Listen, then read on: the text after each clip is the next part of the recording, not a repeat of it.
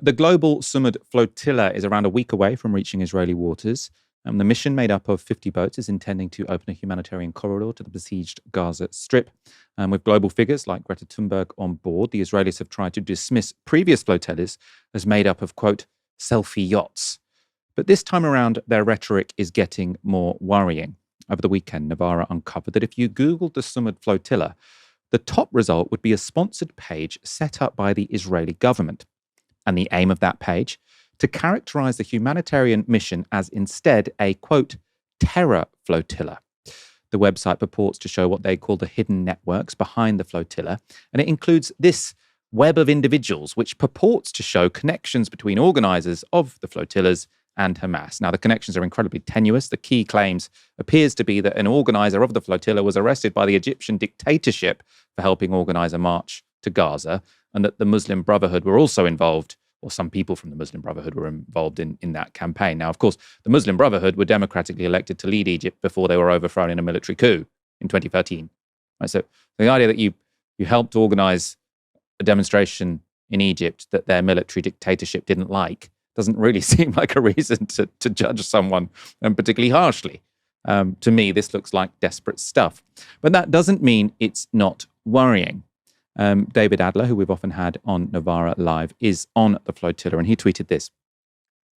This is really terrifying. Google is allowing the state of Israel to sponsor top search results with absurd accusations that we are harboring terror. This is pure incitement and puts the lives of all participants at risk. Still, we sail on to Gaza. Now, the reason claims like this from Israel are putting the lives of people on the flotilla at risk is because we know what Israel does to people they claim are Hamas. They kill them. That's what happened to the Al Jazeera journalists that Israel called Hamas. That's what happened to the UN aid workers that Israel called Hamas. And that's what happened to the medical staff and patients in hospitals Israel said were associated with Hamas. And since the weekend, Israel has continued to ramp up its claims about the flotilla. Their foreign ministry put out this video on Twitter. These ties extend to the Hamas Sumud flotilla, which claims to be independent but is deeply tied to Hamas. Hamas's North African chief Youssef Hamdan personally hosted Marwan Ben Guettaya, a Sumud spokesperson. Hamdan also appeared with Wael Nawar, another flotilla spokesman listed on Sumud's site.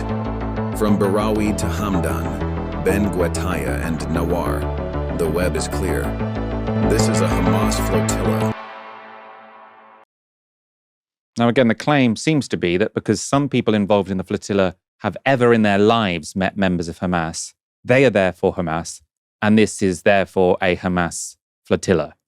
Of course, by that logic, Richard Nixon was a member of the Chinese Communist Party and the Tony Blair Institute is an outpost of the IRA. It's nonsense. But it is incredibly dangerous. Former Greek finance minister Yanis Varoufakis has written for Novara Media this weekend demanding we resist Israel's attempts to smear the aid flotilla as terrorists. And he joined me earlier today.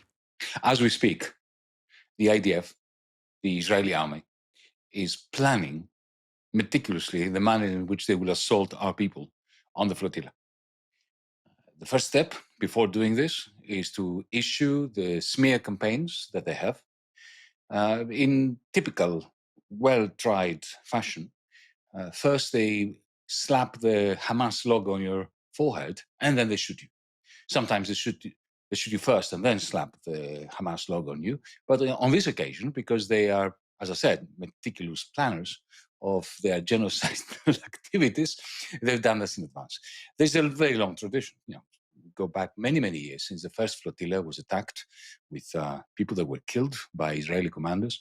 Now, I want to believe that they will not kill our people now. But there's no doubt that they will abduct them. They will humiliate them. They will subject them to fear and terror in their cells. They've done this before. They will do it again. Who knows? Maybe this time they will go further. Maybe they will torture them physically. Maybe they will kill some of them. Look, it doesn't really matter. What matters is that the genocide is continuing. The flotilla, the very brave, courageous women and men on them, are acting as the conscience of humanity to break this blockade, symbolically to bring some food and medicine and baby formula, but that's only symbolic, in order to demonstrate that humanity is not going to accept the continuation of this massive war crime stroke genocide, and they're about to be attacked.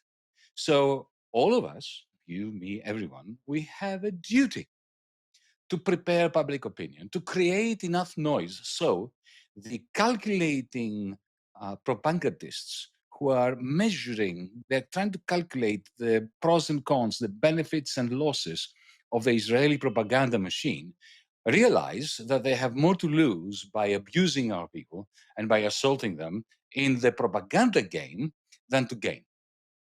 And this is up to us to make sure that the calculus in the head of these genocidal propagandists shifts in a direction where they will be coy about doing it. It's the only thing we can do to protect good men and women who are doing the business that we should all be engaged in, which is to end this genocide that stigmatizes our generation. I suppose to put ourselves in the heads of the Israeli government who's looking at these pros and cons. Now, of course, I'm sure we both agree they would have no moral qualms whatsoever about, frankly, nuking everyone on the flotilla.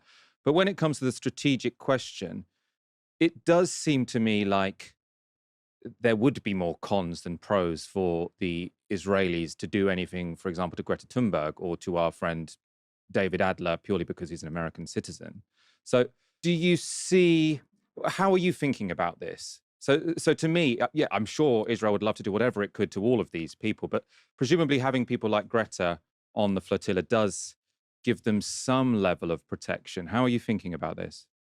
Well, it is good that there are prominent people, activists, parliamentarians, Jews like Comrade David Adler, who are making it very hard for the Israeli propaganda machine to portray them as Hamas functionaries. Having said that, we saw what they did with Greta Thunberg before.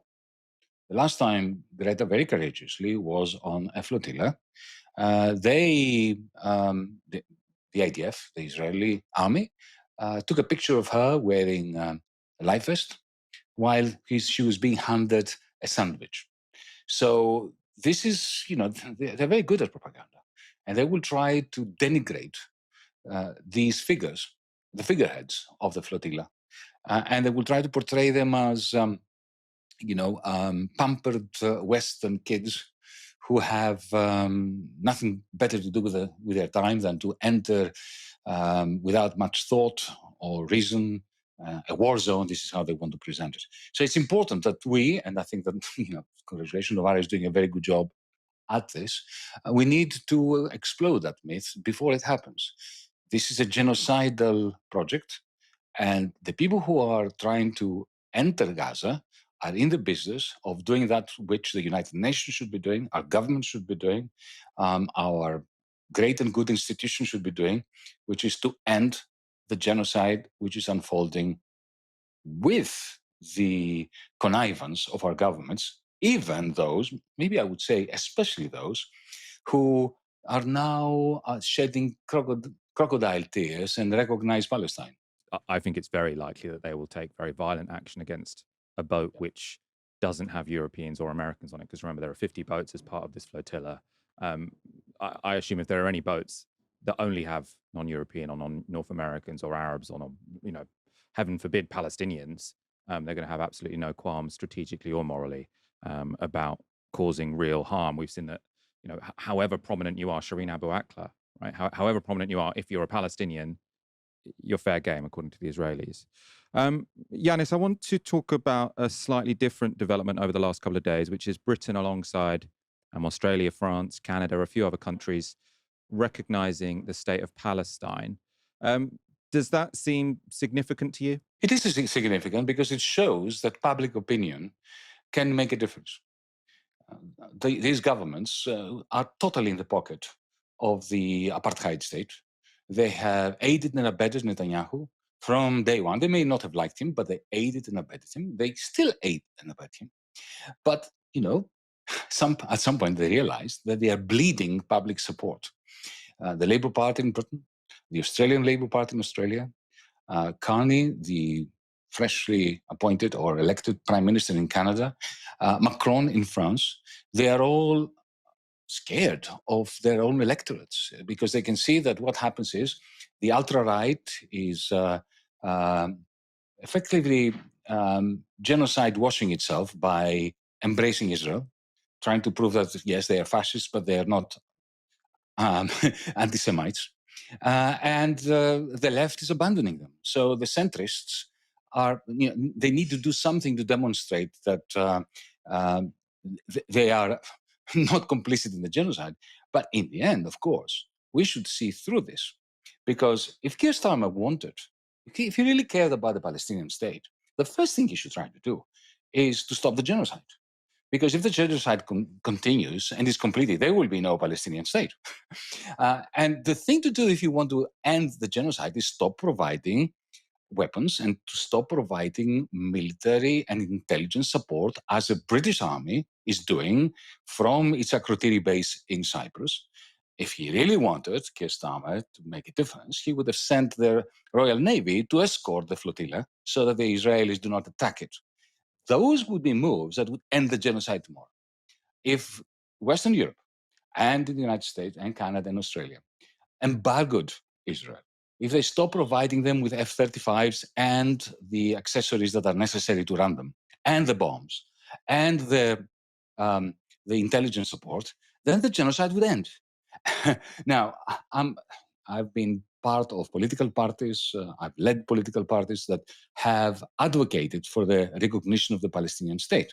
But I very much fear that our extreme center Zionist politicians like Keir Starmer are only recognizing the Palestinian state under duress, under pressure from the population, from voters, so that it never actually is instituted, it's never actually realized. We, those who are participating in the pro-Palestinian movement, in the peace movement, along with our Jewish comrades like David Adler, who want a genuine resolution so that from the river to the sea, we have equal political rights, above all else.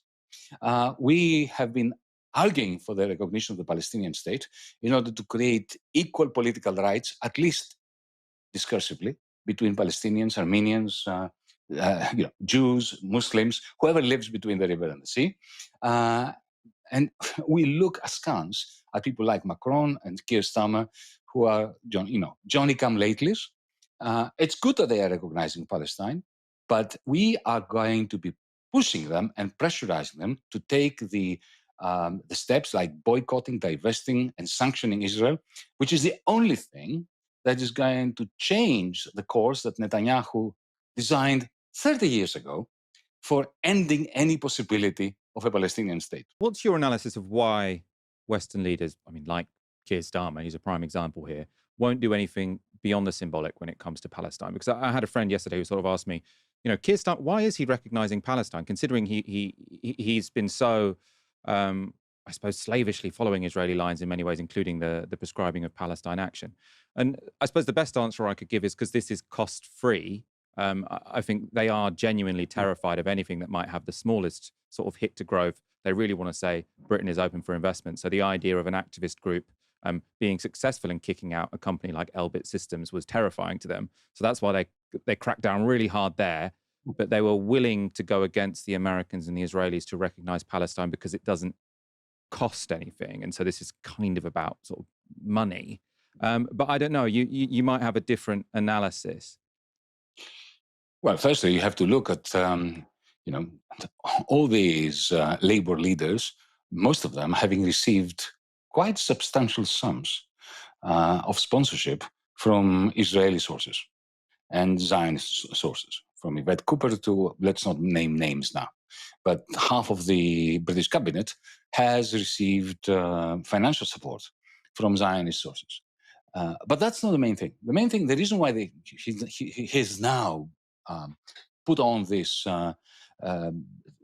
this show of support for the Palestinian state is because he is looking at the opinion polls.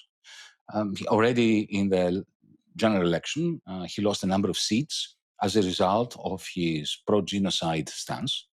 And that exodus of labor voters has become majestic, gigantic, and he wants to stem it. But he wants to step in, exactly as you put it, in a manner which will not really upset Israel. Because Netanyahu is kicking and screaming now and threatening Starmer with this, that, and the other. But deep down, he's not really worried.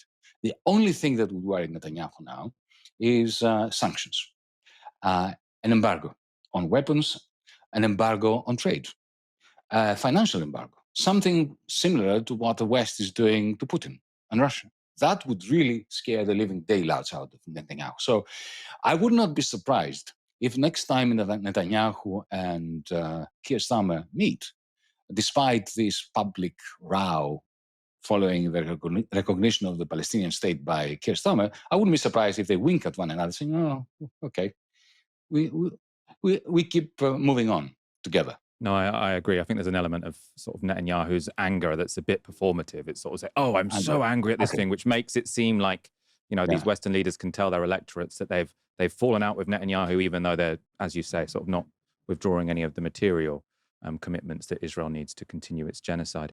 I want to ask a question about Greece, and I suppose to broaden it out.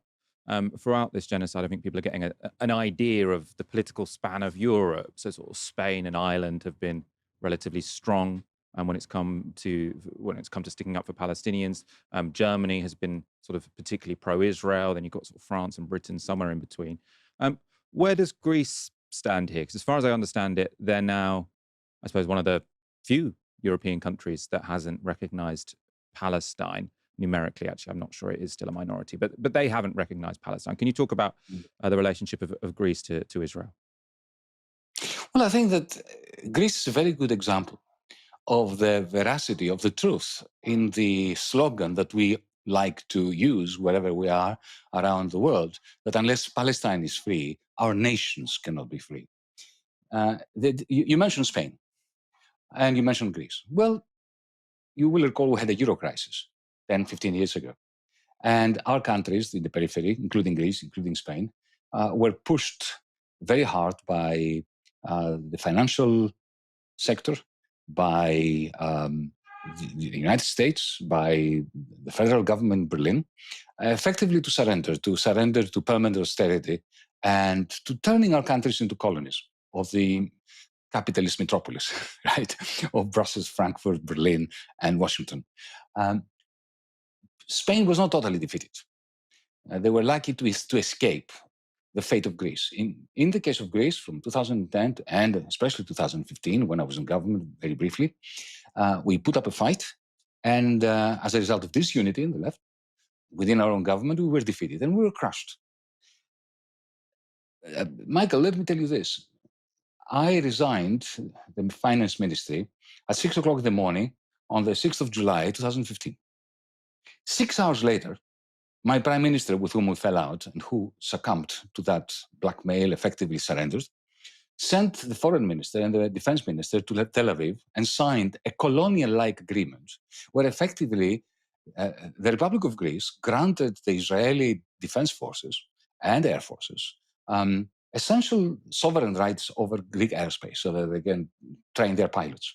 Since then, we have our governments, our Quisling governments, allow me to put it in no uncertain terms, have effectively surrendered large chunks of Greek sovereignty beyond airspace and naval waters and so on, economic space, real estate and so on, to Israel. We've become a kind of, in the same way we were a colony of the United States as a result of NATO and of Germany as a result of the Eurozone and so on.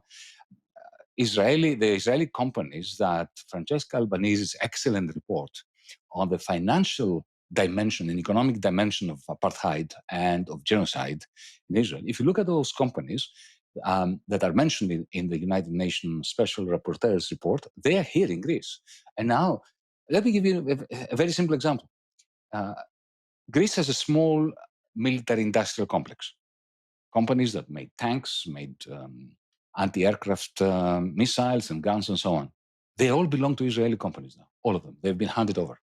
I was on the island of Kythnos during the summer on my boat with my wife and my dog, and I discovered that a third of the island has been purchased by Israeli real estate companies. So we have become a satellite. So you see, once you surrender and you are colonized by the powers that be internationally, whether this is the International Monetary Fund, the European Central Bank, and so on, then very soon after that, you find that, especially if you're in the Eastern Mediterranean, you start resembling the satellite of the apartheid state. I suppose, why is that? I mean, I understand how, obviously you left the government for this reason, but I understand how Tsipras is thinking, look, we're a desperate country in a desperate situation. We can't really afford to have as many moral qualms as we might have wanted. We've got to go and sort of sell things to the highest bidder or get investment at any costs. But I do remember at the time, actually, there did seem to be a particular relationship between that sort of instantiation of the Greek government and Israel. So why couldn't they have just gone and begged for investment somewhere else? What is it about Israel that meant that was one of the places they looked? As you say, is it because Greece is in the Eastern Mediterranean and it's as simple as that? Or is there something else going on? Well, the fact that we were bankrupt helped, because you can pick up assets very cheaply from bankrupt nations. Real estate was very cheap. If you come to Athens, you come to Tel Aviv, they look very similar weather-wise. I mean, if you're an Israeli entrepreneur and you want to hedge your bets, if you want a second home that looks very much like your own home in Tel Aviv, right? Athens is a very good place to be at. Moreover, and this is really very significant, the right-wing governments and establishment governments here in Greece, they always played the fear card, and fear coming from the side of Turkey. So the argument was, and I had this discussion with people on the left as well, people on the center left, people in the Syriza government, in which I was. And I remember having very serious disagreements with the person who happened to be, when I was finance minister, he was the foreign minister. And he was telling me that this alliance with Israel is very important. This guy was an old Marxist who used to be in the Communist Party. And I don't have much hair, but I was pulling it out. And I asked him to explain. He said, look, yeah, of course, Israel is awful. They are treating the Palestinians like vermin. They are carrying out gross violations of human rights and so on. But, we have to deal with the Goliath next to us, which is Turkey. It's the great fear that, they will grab our islands, they will invade us, they will take us over. And, when you are a small bankrupt nation, you have to go into bed with the devil being Israel. So there was no defense of Israel as a democratic state and anything. No. It was just supposed realpolitik. But, Michael, this is all rubbish. Because it's not that Greece benefited from this strategic alliance with Israel in any way. We didn't benefit militarily in terms of our national security and defense, and we did not benefit financially. Let me justify this. First, militarily. Okay, we have a formal alliance with Israel. Israel is using Greek airspace because they don't have much airspace. They need a lot of airspace to train their pilots. All those sorties where they refuel aircraft and so on, they train over Greek airspace. So they got a lot out of this. What did we get? Nothing. If let's say, I don't fear that. I'm not part of the fear-mongering class here in Greece, but let's say that you believe that Turkey may tomorrow invade Rhodes and take over Rhodes. Yeah? Is there any chance that the Israeli military is going to move its little finger to help Greece? Zero chance. They will come to an immediate agreement and arrangement with Erdogan, because this is what they do. Turkey and Israel feign huge animosity, but then at some point they find a modus vivendi between them. There is no way that Greece is going to become, or that it has become, safer as a result of this strategic alliance with. Now, so we lost nothing. We won nothing, and we lost a lot. What did we lose? We lost our capacity to impress upon the global majority, people in Africa, people in Indonesia, people in Malaysia, people in China, that we believe in international law. And if you are a small country and you lose your credibility as a defender of international law, and you cannot be a defender of international law if you are allied to Israel, a country that, a government, a regime, which loses not a single opportunity to destroy, to decimate international law. So we lost it. Now, financially, what did we gain out? They came and they took. And they took at cut down prices. Let me give you numbers so that you know what I'm talking about. They came here, not just Israelis, but Russians and Germans and Americans, hedge funds. They came and they bought, let's say, a mortgage of 100,000, let's say pounds, so that you think of it in British terms, of 100,000 pounds for 5,000.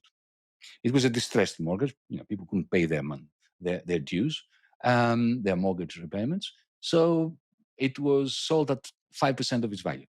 But there is a house attached as collateral to this mortgage, right?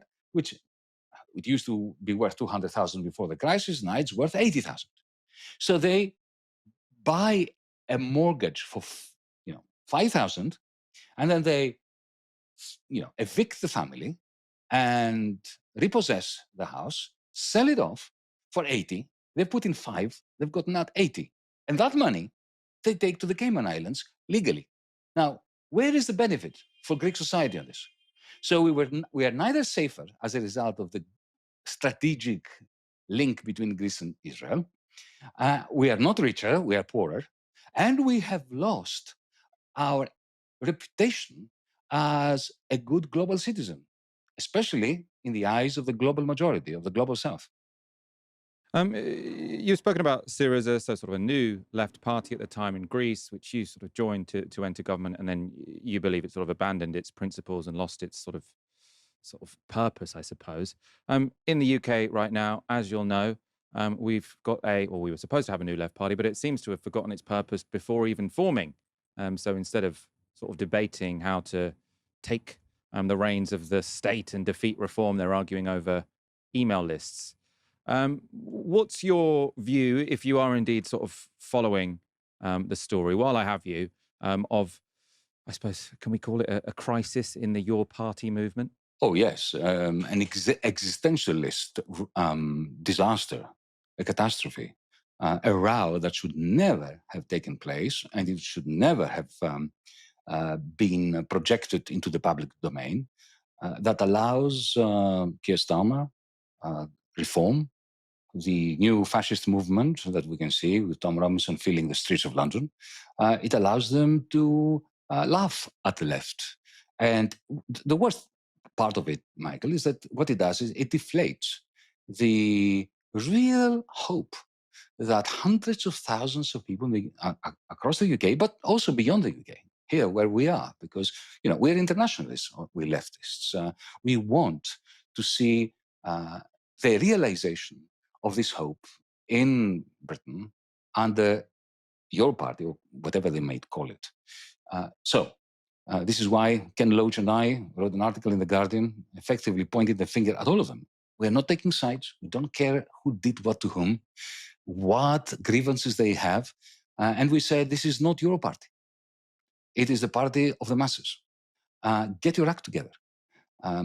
Your grievances, who was right, who was wrong, who was wronged, who was, who was stepping out of line, it doesn't matter. This is a historic opportunity since the Second World War for a mass movement that gives a parliamentary voice to a very large spectrum of British society, which since the days of Margaret Thatcher is aching for an opportunity to prove to the world, not just to the Britons, that there is an alternative, that the dictum of Tina by Margaret Thatcher, which is still hovering above our heads, was wrong. So my message, the message of thousands of people who are urging people like me, who happen to have a voice by some historical accident, to convey to the leadership, create the circumstances for a genuinely democratic conference to take place in November, so that the rank and file, so the people who join can have their voice and can be the ones who actually determine leadership structure, policies, everything. Just in other words, to be the opposite of what the Labour Party has been for decades now, which is a top-down party that has always used left-wing, progressive, ecologically minded people to knock on doors during general elections before betraying them the moment that they move into 10 Downing Street. I suppose, final question for you. I suppose I want your view as someone who's been on the left for a while, has been in, part of left-wing parties that have reached government. You've also had sort of parties that have contested European elections, haven't you? I suppose my feeling here is that it is much easier to start a sort of left-wing project or a project on any side of politics, really, if you have a sort of charismatic leader who is willing to take the reins and, yeah, not be a dictator, but quite forcefully give some direction to a project. I'm thinking of Bernie Sanders or Pablo Iglesias or Jean-Luc Mélenchon, AMLO in Mexico. And my fear in the UK, this is not to say it's not worth trying, but it's unclear to me who that person is going to be. And I suppose what's your response to that? Should we be looking for this charismatic leader who can give this movement some direction? Because I do worry about trying to organize a political project by committee or by a sort of conference. I feel like you do need to be led from the front sometimes. I wonder what your view is on that. Well, my position is a bit delicate because, as you know, I'm a very close friend of Jeremy Corbyn's, and I think the world of him. But before I name names or answer your question directly, I think it's high time that a new party, the one which is in the making, allows itself the time and the space to develop the dialogue amongst the people who want to join it, the dialogue that would yield the answer to your question. If you're asking me personally, I think we have this person. The person is Jeremy Corbyn. Is Jeremy enough? Of course he's not enough. Does Jeremy want to be, the leader that essentially shoulders the whole burden? No, he doesn't want to be that. He was thrust in a leadership position back in 2015, and he's being thrust now, ever since after 2019, with Keir Starmer's abandonment of the 2019 Labour Party manifesto. Because he was re-elected, thankfully, and some of us worked for that as well, in the last general election as an independent in Islington North. It was his responsibility to do it, and he has been doing it. But he's not enough. We need people like Zara Sultana. We need others. We need people that we haven't even imagined who they might be yet, in order to create this merger of different demographics and different generations. Because, my generation, I'm slightly younger than Jeremy, but I'm still an old fart. And, our generation has a duty to pave the ground for the next generation and to create the circumstances for the different generations and the different democratics and the different attitudes to come together to form this party, and then for that party to find common ground with Zad Polanski's Greens in an alliance that will usher in a new way of doing politics in Britain.